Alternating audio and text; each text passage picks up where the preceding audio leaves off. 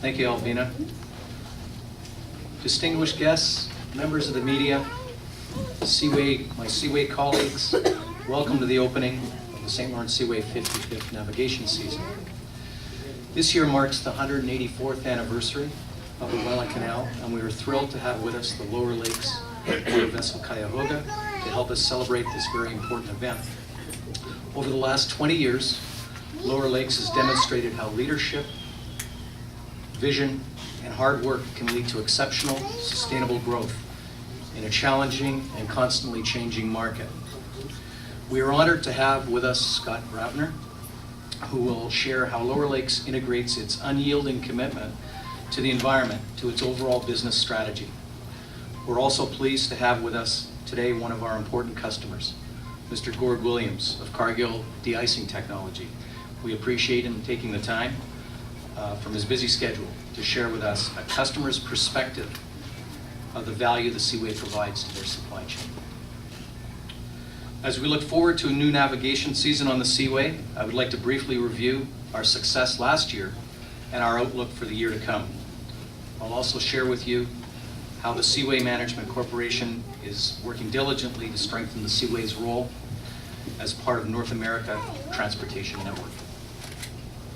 In 2012, Seaway tonnage increased 4% to 39 million tons, exceeding our original forecast by 450,000 tons. Always a good news story when you can be over your forecast. Thanks in part to a large late season surge in grain movements. Strong performance within a number of core markets, notably iron ore and coal, contributed to the overall gain of 1.5 million tons for the year versus 37.5 million tons in 2011. Over the past 5 years, we've recorded 10.8 million tons in new business. This is as a result of the incentives that the Seaway has been offering to shippers, including toll discounts applicable to new cargoes transiting our system. Looking forward, with continued effort, we believe that we could exceed 40 million tons of cargo in 2013. Our Canadian economy continues to advance. We are also encouraged by the upswing in growth within the US economy and the so-called soft landing that seems to be taking place within the Chinese economy. And while the European economy is struggling, the promise of a free trade agreement between Canada and the European Union bodes well for the Seaway, as we are the most direct route from North America to Europe and its market of 500 million people. Within our 2013 traffic forecast, we foresee the flow of Canadian grain to remain roughly equivalent to what we saw last year. We're forecasting that US grain will increase. And with the dismantling of the Canadian Wheat Board, we're holding our own as shippers continue to place value in the grain handling assets situated on the Great Lakes Seaway system and the Seaway's efficiency as a route to key markets. Very important. Domestic iron ore shipments are expected to slightly increase in line with growing demand for steel products in North America, driven by a buoyant automaking sector. If iron ore prices remain steady, we also foresee the continuation of iron ore exports to overseas markets, including China. Along with that, we see coal exports of low sulfur coal to Europe continuing with a slight increase this year. So certainly more good news. We also foresee an increase in general cargo traffic. By general cargo, we're really referring to steel. Steel imports coming into our system. So we're forecasting an increase there. Overall, we're optimistic that with continued strength in the North American economy, 2013 will be a good year. Seaway Management Corporation is investing hundreds of millions of dollars in asset renewal to ensure that our locks and structures remain a highly reliable and cost-effective means of moving cargo to market. On the Canadian side of the Seaway, we've invested $270 million over the last 5 years in asset renewal. And our new plan for the next 5 years is a total investment of $400 million, of which almost $250 million will be spent here in Niagara.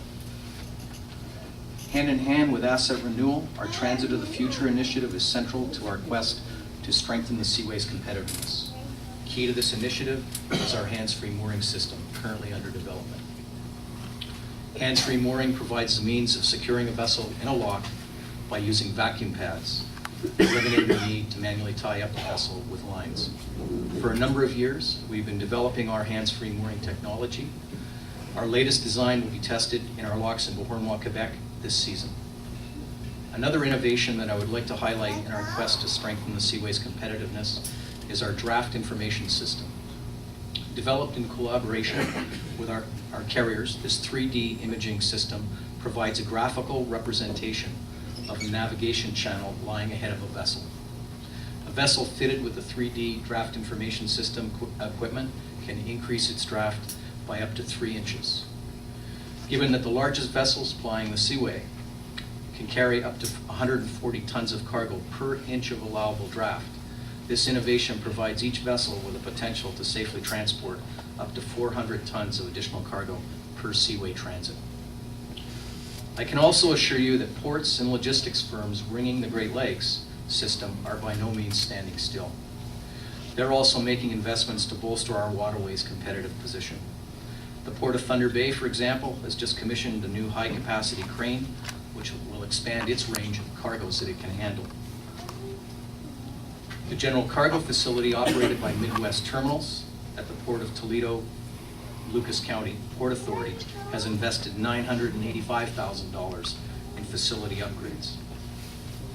In early 2012, the Oshawa Port Authority announced a $10 million investment for a new berth and channel widening. By this July, they will have rail service into the port, expanding their reach into new markets. The Cleveland-Cayuga Port Authority announced in September they will be launching a new $4.5 million rail loop that will provide better and more efficient service at the port and improve access to markets throughout North America. Finally, the Port of Hamilton added 2 monolithic storage domes to house more than 28,000 tons of grain each at the Parrish and Heimbecker terminal at the port. Certainly good news on a number of fronts. One of the great examples of how Great Lakes ports, carriers, and the Seaway are working together to capture business opportunities can be found in the transshipment activity currently taking place within our system. Shipments of coal and iron ore are being brought to the Great Lakes, loaded onto domestic lakers. The lakers then proceed from the Great Lakes to the lower St. Lawrence River, where the commodities are being transshipped at the Port of Quebec to larger ocean vessels for export to overseas destinations. These types of arrangements are opening new markets for North American producers overseas, and we're proud to be part of that solution. The marine industry has been long looked upon as a leader in energy efficiency. This position has recently been confirmed by a modal comparison study entitled The Environment and Social Impacts of Marine Transport that compared the state-of-the-art equipment across all transportation modes. The study indicates that when compared to the state-of-the-art equipment employed by alternate modes, ships generate 38% less greenhouse gas emissions than rail and 88% less greenhouse gas emissions than trucks. Companies seeking to bolster their supply chain sustainability are taking note that ships provide a reduced carbon footprint. If you'd like more information, we have this study available on our Great Lakes Seaway website. We encourage you to view it there. Finally, I would like to share with you a few key findings from a competitiveness study that we commissioned to examine cargo movements that currently move through the Seaway or could potentially move via the Seaway. The study found that in many cases, the Seaway routing is very competitive and that alternate routes and modes of transportation.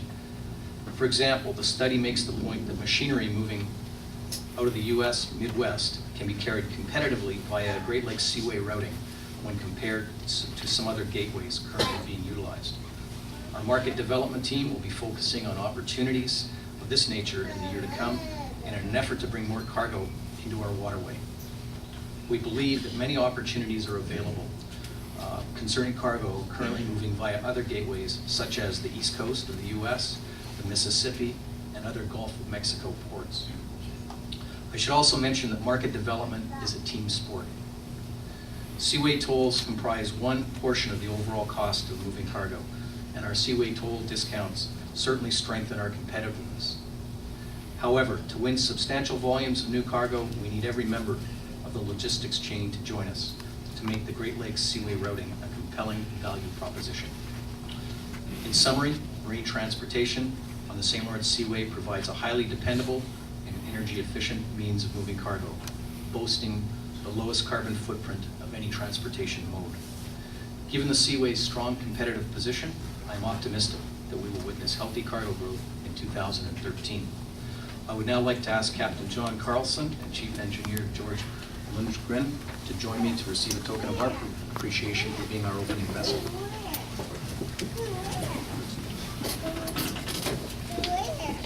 We're going now.